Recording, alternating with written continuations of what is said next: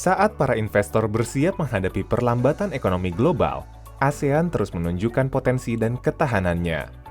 Blok ekonomi ini didukung oleh 5 pilar utama: demografi yang menguntungkan, pengembangan infrastruktur, sumber daya alam, pariwisata, dan lokasi strategis untuk diversifikasi rantai pasokan.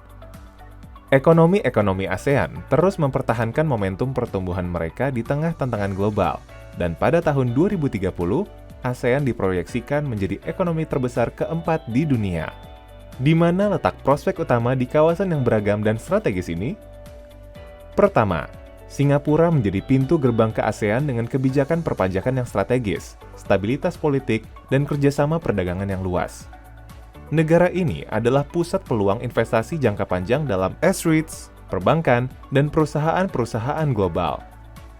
Kedua, Indonesia adalah kekuatan komoditas dengan konsumsi domestik yang kuat dan stabilitas politik. Sebagai negara kaya sumber daya, komoditas menyumbang sekitar 60% dari ekspor Indonesia. Untuk mengurangi kerentanan terhadap pergerakan harga komoditas global, Indonesia fokus mengembangkan kemampuan pengolahan hilir untuk meningkatkan ketahanan rantai pasokannya. Didorong oleh konsumsi domestik yang terus meningkat, Indonesia telah menunjukkan catatan pertumbuhan tinggi yang berkelanjutan dibandingkan negara-negara berbiaya rendah lainnya. Sektor kunci meliputi perbankan, konsumsi, komoditas, dan energi.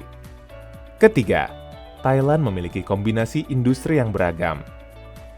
Negara ini merupakan eksportir utama pangan dan pertanian seiring sektor matang seperti manufaktur, pariwisata, dan kesehatan.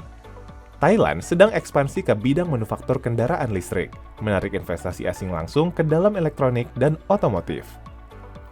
Keempat, Malaysia sedang menaiki rantai nilai, beralih dari pertanian dan pertambangan ke industri-industri bernilai tambah lebih tinggi seperti elektronik dan kesehatan.